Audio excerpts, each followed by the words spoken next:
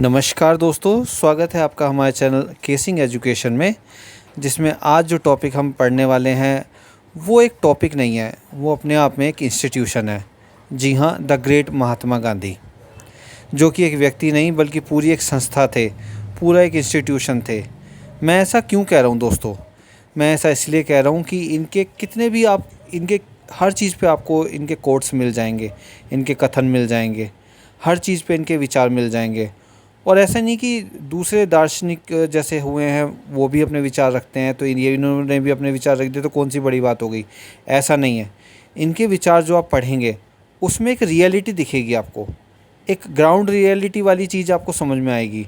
ऐसा नहीं सिर्फ कहने के लिए कह दिया, वो अगर कुछ कहा है तो आपको लगेगा कि हाँ ये चीज़ जीवन में फैक्ट है, तो इस चीज़ को आप महसूस करेंगे दोस्तों। तो आइए शुरू करते हैं और पढ़ते हैं हमारे ग्रेट राष्ट्रपिता महात्मा गांधी के बारे में। अच्छा, अब सबसे पहले अगर मैं बात करूं तो देखिए दोस्तों, आपको कैसे बेवकूफ़ कैसे बनाया जा रहा है। अब होता क्या है, आजकल देखिए एक परंपरा सी चल रही है, आपने महसूस किया होगा कि गांधी जी और उनसे जुड़े हुए लोगों को किसी भी तरीके से डिफेम किया जाने की कोशिश की जाती है, उनको नीचा दिखाने की कोशिश की जाती है। अब आप इस फ़ोटो की बात कर लेते हैं। इस फ़ोटो में देखिए, ये जो राइट पे फ़ोटो है ये असली फ़ोटो है, नेहरू जी के साथ गांधी जी की फ़ोटो है असली। अब उसमें से नेहरू जी को हटा दिया, उसकी जगह लड़की लगा दी। किस लिए? सिर्फ ये दिखाने के लिए। देखिए गांधी जी कितने ख़राब हरकतें कर रहे हैं, चरित्रहीनता दिखाने के लिए ये फ़ोटो बनाई गई दोस्तों, जबकि एक्चुअल में क्या है, वो नेहरू जी से बात कर रहे थे। तो आप समझिए कि कुछ लोग इस तरह की कोशिश क्यों कर रहे हैं, इसके पीछे का मोटिव क्या है। वो कहते हैं ना दोस्तों कि अगर आप किसी की बराबरी नहीं कर सकते तो उसको डिफेम करने की कोशिश करो, क्योंकि आप गांधी जी की बराबरी तो कभी कर नहीं पाएंगे। तो क्या करो, उनकी इमेज ख़राब कर दो। अपनी लकीर बड़ी नहीं कर सकते तो क्या हुआ, दूसरे की लकीर छोटी करनी शुरू कर दो, मिटानी शुरू कर दो। बस यही चल रहा है इनके। अगर हम कुछ कथन की बात करें, कुछ कोट्स की बात करें, तो दोस्तों इतने प्रभावशाली कोट्स हैं ये कि आपकी ज़िंदगी ट्रांसफॉर्म कर सकते हैं अगर आप इनको ध्यान दें और इनको फॉलो करें तो। सबसे पहले क्या है, प्रेम की शक्ति दंड की शक्ति से 1000 गुना प्रभावशाली और स्थायी होती है। देखिए, जो भी आपको अगर किसी चीज़ से डर लगता है तो आप देखेंगे कि अगर किसी चीज़ से आपको प्यार है तो डर पे हमेशा प्यार भारी पड़ता है। एग्जाम्पल देता हूँ। सपोज़ करिए कि आप एक माँ को ले लीजिए।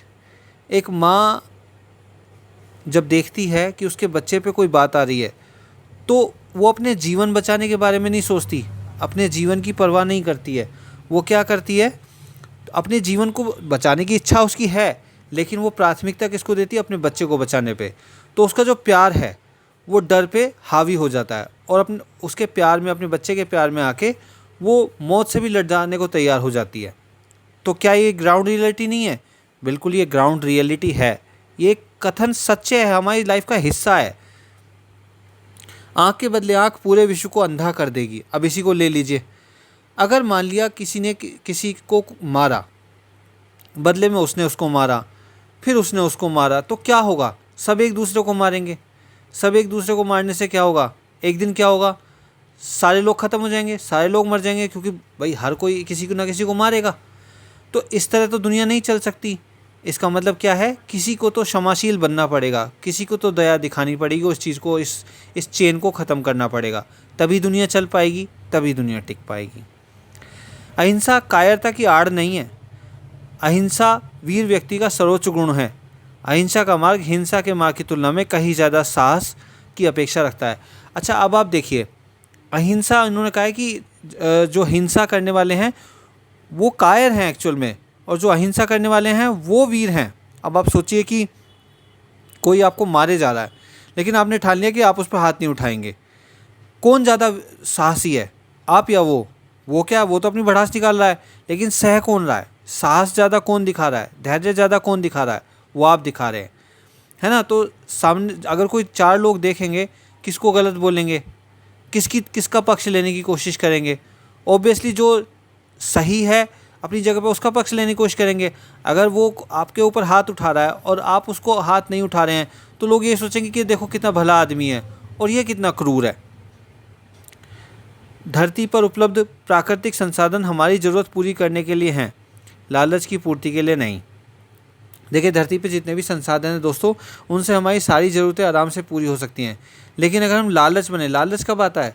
जब मुझे जितने की ज़रूरत है मैं उससे ज़्यादा संचित करने की, उससे ज़्यादा इकट्ठी करने की कोशिश करता हूँ, तो फिर तो भैया हर एक आदमी ज़्यादा से ज़्यादा कोशिश करेगा, फिर ये धरती आपका पूर्ति नहीं कर सकती, फिर ये धरती आपके लिए काफ़ी नहीं है दोस्तों। व्यक्ति अपने विचारों से निर्मित प्राणी है, वह जो सोचता है वही बन जाता है। देखिए हम सभी जानते हैं कि हमारी सोच में कितनी ज़्यादा शक्ति होती है दोस्तों। अगर आप सोच लेते हो, किसी चीज़ को ठान लेते हो और दृढ़ निश्चय से, मतलब उसमें बिल्कुल निष्ठा रख के पक्के तरीके से उसको फॉलो करते हो, तो आप कौन सी चीज़ ऐसी है जो नहीं पा सकते? यूपीएससी एक ऐसी चीज़ है जो सबसे कठिन मानी जाती है। क्या लोग इसे क्लियर नहीं करते? करते हैं, क्योंकि उनके अंदर जो कमिटमेंट है वो इतना ज़्यादा रहता है।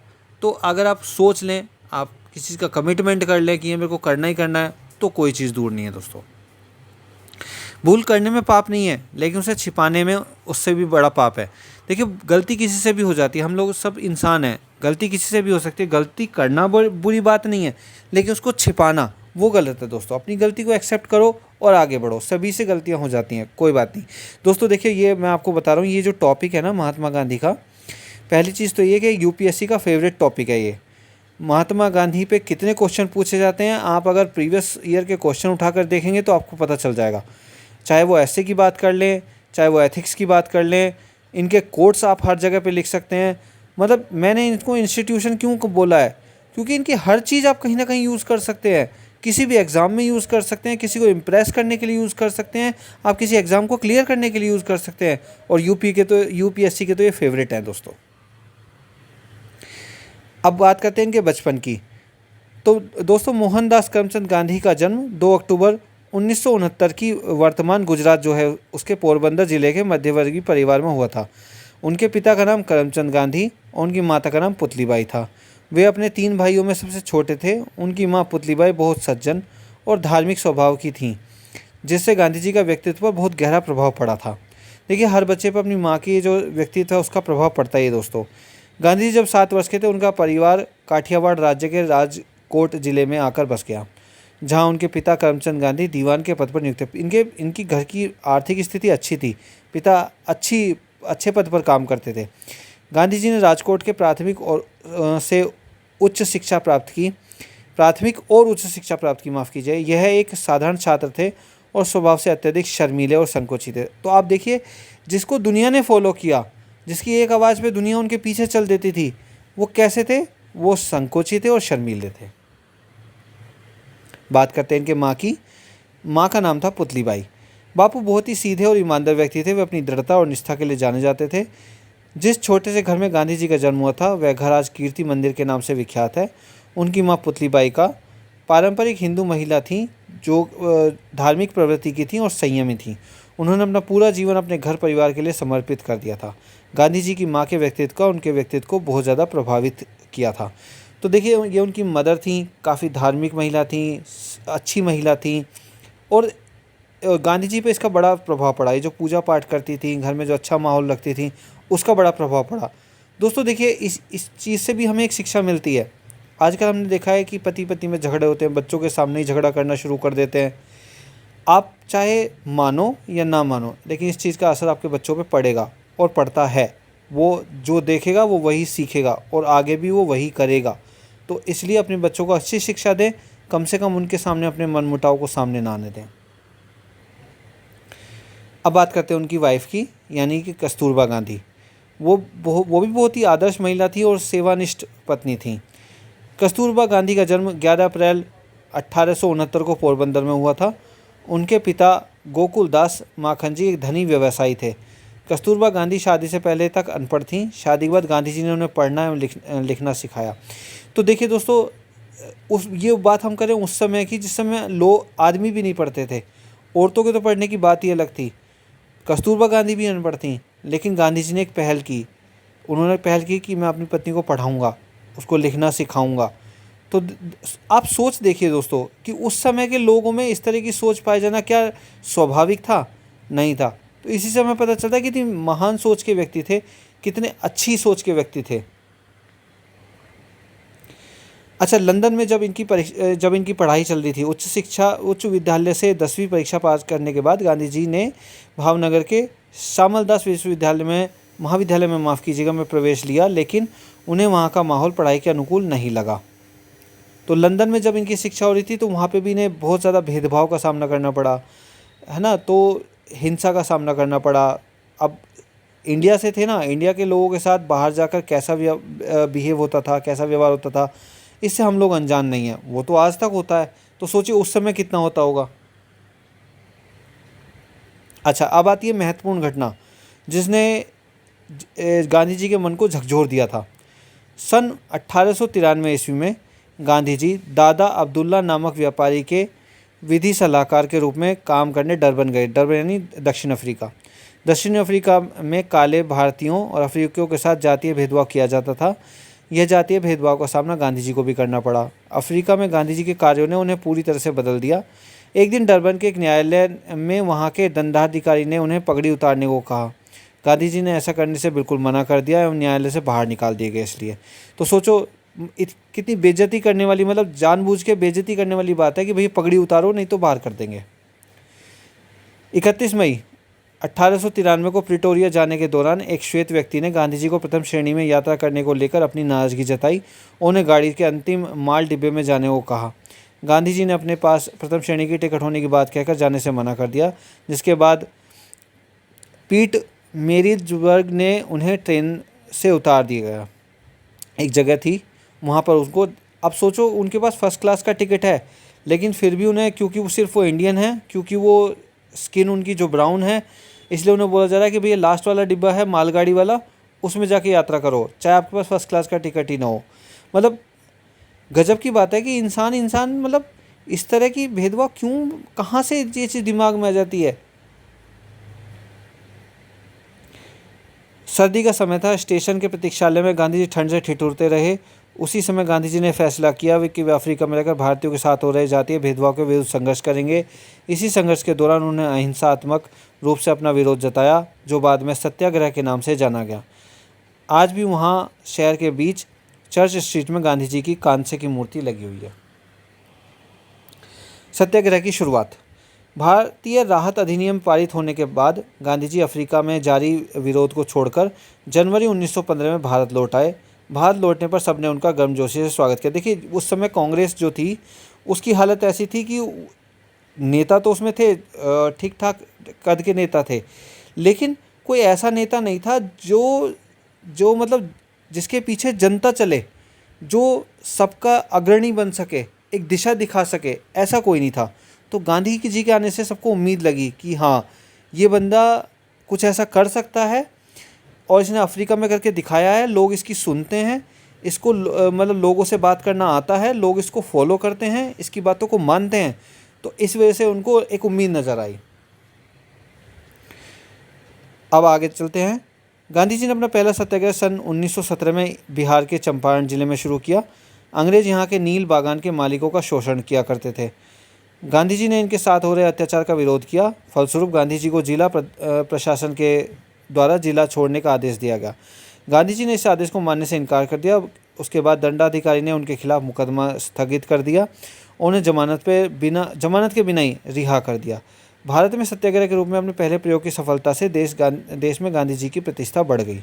तो देखो पहला जिन्होंने जो किया था, चंपारण नाम का जो जिला था, वहाँ पे इन्होंने शुरू किया था अपना पहला सत्याग्रह। तो आप सोचो कि किसानों का साथ दिया सबसे पहले, क्योंकि गांधी जी हमेशा से ही समझते थे और ये मानते हैं कि किसानी हैं जो हमारे देश की बेसिक हैं, जो किसानी हैं जो अन्नदाता हैं और हमारे देश का भला कर सकते हैं। और आजकल तो आप जानते हैं किसानों की क्या हालत है। अब आता है असहयोग आंदोलन। भारतीय स्वतंत्रता आंदोलन में गांधी युग की शुरुआत सन 1920 के असहयोग आंदोलन से हुई। भारत में असहयोग आंदोलन का मुख्य लक्ष्य ब्रिटिश सरकार के खिलाफ अहिंसक विरोध जताना और एक सविनय अवज्ञा आंदोलन की शुरुआत करना था। इस आंदोलन का नेतृत्व गांधी जी एवं भारतीय राष्ट्रीय कांग्रेस दल ने किया था। कई भारतीयों ने अपनी उपाधियां लौटा दी और अपने सम्मान का परित्याग कर दिया। वकीलों ने वकालत छोड़ दी। छात्रों ने कॉलेज एवं स्कूल जाना बंद कर दिया एवं शहरों में कार्यालय में हजारों लोग अपनी नौकरी छोड़कर गाँवों में अहिंसा और असहयोग का संदेश प्रसारित करने लग गए। लोगों को कानून की अवहेलना करने के लिए तैयार करने लगे। गांधी जी ने भी यंग इंडिया और नवजीवन नाम के अपने 2 साप्ताहिक समाचार पत्रों के माध्यम से लोगों तक अपनी बात पहुंचाई। सब जगह विदेशी कपड़ों को जला दिया गया तथा सबने अपने अपने घरों में चरखा से कपड़े बुनने शुरू कर दिए। सर्दियों में जिन महिलाओं को घर के बाहर नहीं निकलने दिया जाता था, उन्होंने भी दांडी यात्रा में भाग लिया। हालांकि चोरा चोरी की घटना के बाद गांधी जी को यह आंदोलन वापस लेना पड़ा। तो देखो, ऐसा ही वो आंदोलन का मतलब क्या था दोस्तों, कि भैया जो जो भी अंग्रेज़ों की चीज़ें हैं हम उनका परित्याग करेंगे, हम उनको यूज़ नहीं करेंगे, उनका किसी भी चीज़ में सहयोग नहीं करेंगे। ठीक है, वो हमारी नहीं बात मानते, कोई बात नहीं, हम भी उनका सहयोग नहीं करेंगे। वो जो भी चीज़ बोलेंगे कि ये नियम कानून है, हम उसको नहीं मानेंगे। तो लोगों ने देखो अपने अपने तरीके से विरोध करना शुरू कर दिया। महिलाएं, सोचो महिलाएं दोस्तों, उस समय महिलाओं की स्थिति क्या थी, लेकिन गांधी जी की एक आवाज़ पे महिलाएं भी तैयार होगी, उन्होंने भी बराबर का साथ देना शुरू किया।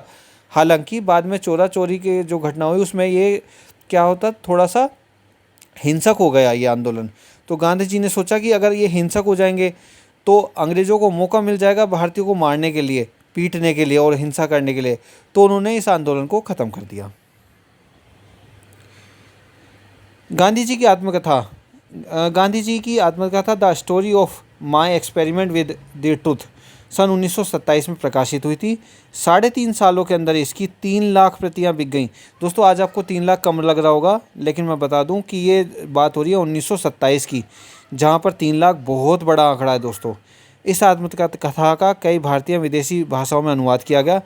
दोस्तों सोचो कि कोई आजकल सच तक बोलता नहीं है, लेकिन यहाँ पे क्या हो रहा है, गांधी जी अपना एक्सपेरिमेंट लिख रहे हैं कि भैया मैं जो सच बोल रहा हूँ, क्या ये सच लाइफ में काम करता भी है, क्या इससे हमारी लाइफ में कोई चेंजेस आते भी हैं। सच के साथ एक्सपेरिमेंट कर रहे थे दोस्तों। सोचो आप, आजकल कोई सच बोलने की सोचता तक नहीं है, लेकिन उन्होंने इस चीज़ को पहचाना, उसका सामना किया। आजकल की अगर हम बात करें लोगों की, तो आप देख लो कितना सच बोलते हैं, वो कितना चीज़ों को सामना करते हैं। गलती हो जाती है तो उसको छुपाते हैं, लेकिन उन्होंने इस चीज़ का सामना किया। दोस्तों यहाँ पर मैं आपको एक छोटी सी कहानी बता देता हूँ। हुआ ये था कि एक महिला गांधी जी के पास अपने बच्चे को लेकर आई और बोली कि गांधी जी ये ना चीनी खाता है, आप इससे बोलो कि ये चीनी खाना छोड़ दे। तो गांधी जी ने उस बच्चे को देखा, अपने पास बुलाया और उसे बोला कि इसको ना 1 हफ़्ते के बाद आप मेरे पास लेके आना। तो महिला ने कहा ठीक है। महिला 1 हफ़्ते के बाद अपने बच्चे को लेके आई। गांधी जी ने उसे देखा, बुलाया और कहा बेटा चीनी खाना छोड़ दो, चीनी खाना गलत बात होती है। तो महिला बड़ी आश्चर्य से देख रही थी। वो आई गांधी जी के पास, उसने बोला कि गांधी जी बस इतनी सी लाइन बोलने के लिए आपने मुझे 1 हफ़्ते बाद क्यों बुलाया। तो गांधी जी ने उसे हंसते हुए कहा क्योंकि 1 हफ़्ते पहले मैं खुद चीनी खा रहा था, जो काम मैं खुद करता था मैं उसके लिए दूसरों को कैसे बोल सकता हूँ। तो सोचो दोस्तों, इस तरह की सच्चाई, इस तरह का लेवल था, इस तरह की मानसिकता थी। और आजकल के लोगों को देखिए आप, चीज़ें गलत करते हैं, छुपाते हैं, उसका आरोप भी दूसरों पे डालते हैं। अब उसके बाद आता है हमारा नमक सत्याग्रह। नमक सत्याग्रह एक ऐसा अभियान था जिसका उद्देश्य औपनिवेशिक भारत में ब्रिटिश नमक कर के खिलाफ अहिंसक विरोध प्रदर्शन करना था। इसका अभियान की शुरुआत 12 मार्च 1930 को दांडी यात्रा के रूप में शुरू हुई थी। 5 मई 1930 को गांधी जी को गिरफ्तार कर लिया गया एवं सरकार ने इस आंदोलन को दबाने की भरपूर कोशिश की, लेकिन सरकार की इसमें सफलता नहीं मिल पाई। अतः गांधी जी को 26 जनवरी 1931 को आज़ाद कर दिया गया। इसके बाद 5 मार्च 1931 को बापू एवं ब्रिटिश वायसराय लॉर्ड इरविन के बीच एक समझौता हुआ, जिसके बाद उन्हें लंदन के दूसरे गोलमेज सम्मेलन में कांग्रेस के प्रतिनिधि के रूप में आने के लिए कहा गया। अंग्रेज़ों ने क्रूर दमन की अपनी नीति नए सिरे से निर्धारित की थी। ब्रिटिश सरकार के इस रवैये से बेहद निराश होकर गांधी जी ने जनवरी 1932 को फिर से सविनय अवज्ञा आंदोलन की शुरुआत की। दोस्तों नमक पे टैक्स लगा दिया था। नमक सोचो हर चीज़ में ज़रूरी होता है, रोटी में, चावल में, सब्जी में, कहाँ पे नमक ज़रूरी नहीं होता। अंग्रेज़ों ने मतलब इतने क्रूर थे कि जो बेसिक चीज़ें थीं उसी पे टैक्स लगा देते और भर भर के टैक्स लगाते थे।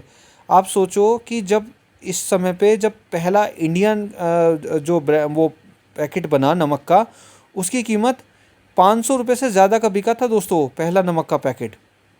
आज कितनी कीमत है? 20 रुपये, 25 रुपये।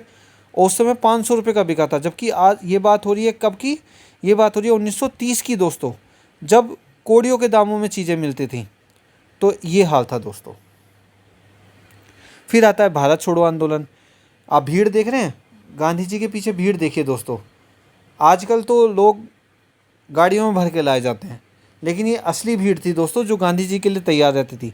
सन 1942 में गांधी जी ने भारत छोड़ो आंदोलन का नारा दिया, जो भारत में ब्रिटिश शासन के अंत का संकेत था।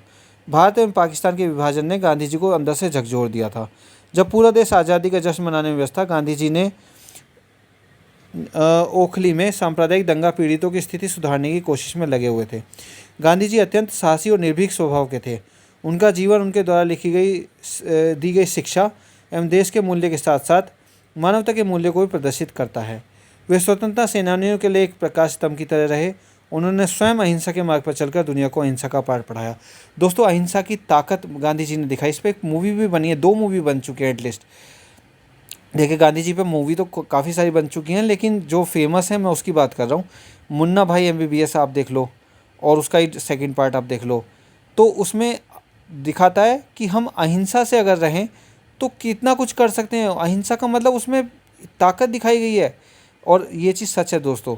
अगर आप सामने वाला हिंसा करने पे उतारू है और आप उसके साथ अहिंसा का पालन करेंगे ना, एक समय पर हथियार डाल देगा वो आपके सामने। देखो, अंग्रेज़ हमसे ज़्यादा शक्तिशाली थे, उनके पास हमसे ज़्यादा आधुनिक हथियार थे उस समय पे। हम लोग कमज़ोर थे, हम लोग गरीबी, मतलब हमारा सारे संसाधन अंग्रेज़ों ने छीन लिए थे, तो हमारी जो आर्थिक स्थिति थी इंडियंस की, वो भी अच्छी नहीं थी। तो अब आप सोचो दोस्तों, अगर हम उनसे लड़ते, अगर सब लोग हिंसा करते, तो उनके लिए तो बहुत आसान हो जाता कुचलना, सबको एक सिरे से मारना शुरू कर देते वो लोग। तो क्या रास्ता था? क्या हिंसा से खाली हिंसा से? मैं ये नहीं कहता कि हिंसा ज़रूरी नहीं थी, कभी कभी हिंसा भी ज़रूरी होती है। इस चीज़ में मैं गांधी जी से थोड़ा सा एक विचार अलग चलता हूँ। कभी कभी हिंसा ज़रूरी होती है दोस्तों, लेकिन गांधी जी का जो विचार है अहिंसा वाला, अगर वो उस समय नहीं होता तो ये समझ लो कि पूरा जो हमारा आंदोलन था वो सरवाइव नहीं कर पाता। अंग्रेज़ एक सिरे से सबको मारते और कभी हम आज़ाद नहीं हो पाते। तो अगर ये बोलें कि गांधी जी का योगदान नहीं था, तो ये बिल्कुल गलत है। गांधी जी का बहुत बड़ा योगदान था दोस्तों। अगर ये सारे आंदोलन जो गांधी जी ने किए ये ना किए होते, अंग्रेज़ एक्चुअली में बहुत परेशान हो गए थे इनसे कि यार ये बंदा कैसा बंदा है, ना तो ये हम पे हथियार उठाता, ना हमारे कहना मानता, और लोग इसका कहना मानते हैं। अगर हम इसको मारें तो लोग भड़क जाएंगे। एक दो की तो चलो छोड़ो, पूरा देश में मतलब गांधी जी की इतनी चलती थी, अगर वो ये बोल देते थे कि आज ये करना है, तो बच्चे महिलाओं तक सड़क पे आ जाते थे। अब सोचो, ऐसे बंदे से पंगा कौन ले, तो उनको मजबूरी में उनको आज़ाद करना पड़ता। तो अहिंसा का बहुत बड़ा इफेक्ट पड़ता है दोस्तों, बहुत ज़्यादा इम्पैक्ट पड़ता है। अंतिम यात्रा। गांधी जी पर बम फेंकने की घटना को अभी 10 दिन ही हुए थे, माफ़ कीजिएगा दोस्तों। 30 जनवरी 1948 को जब गांधी जी दिल्ली स्थित बिरला मंदिर से अपनी संध्या प्रार्थना समाप्त कर रहे थे, माफ़ कीजिए संध्या प्रार्थना है वो, समाप्त करके बाहर निकल रहे थे, उसी समय नाथूराम गोडसे ने उनके सीने पर ताबड़तोड़ 3 गोलियां चलाईं। गोली लगते ही गांधी जी ज़मीन पर गिर पड़े। मरते वक्त उन्होंने 2 शब्द बोले, हे राम। उनका अंतिम संस्कार यमुना के तट पर कर दिया गया। तो दोस्तों सोचो, पहले उन पर बम फेंकने की कोशिश की गई। यही तो दिक्कत है हमारे देश की। कोई इंसान अगर कोई अच्छा काम करने की सोच ले, तो उसके दोस्त कम दुश्मन ज़्यादा पैदा हो जाते हैं। तो उनको 2 बार मारने की कोशिश हुई, एक बार उन पर बम फेंका गया, फिर फाइनली उनको गोली मार दी गई। और उनकी अंतिम यात्रा में दोस्तों इतना जन सैलाब उमड़ा कि आप कल्पना नहीं कर सकते। आजकल के नेता उसकी बराबरी नहीं कर पाएंगे दोस्तों। और फाइनली आता है गांधी जी का फेमस मोटिवेशनल कोट है ये, कि आप जो दुनिया में बदलाव देखना चाहते हैं, पहले वो बदलाव अपने अंदर लाइए। Be the change you want to see in the world.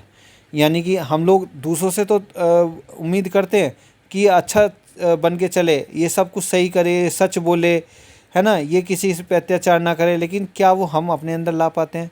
नहीं ला पाते। मतलब हमारे खुद के मन में चोर है और हम दूसरों से उम्मीद करते हैं कि वो ईमानदारी दिखाए। तो दोस्तों गांधी जी ये कह के गए थे कि अगर आप सोचो ना, अगर हर कोई ईमानदार हो जाए तो दुनिया में बेईमान ख़त्म ही हो जाएंगे। तो इसलिए वो कहते हैं कि अगर आप कोई चेंज दुनिया में देखना चाहते हैं तो उस चेंज को पहले अपने अंदर लाइए। तो दोस्तों मेरे लिए तो गांधी जी बहुत बड़े मोटिवेशनल, एक इंस्पिरेशनल पर्सन रहे हैं। अगर आपको भी लगता है तो वीडियो को लाइक और शेयर करिए, चैनल को सब्सक्राइब करिए ताकि इस तरह की वीडियो आपको मिलती रहें। इस वीडियो में इतना ही। Thank you so much.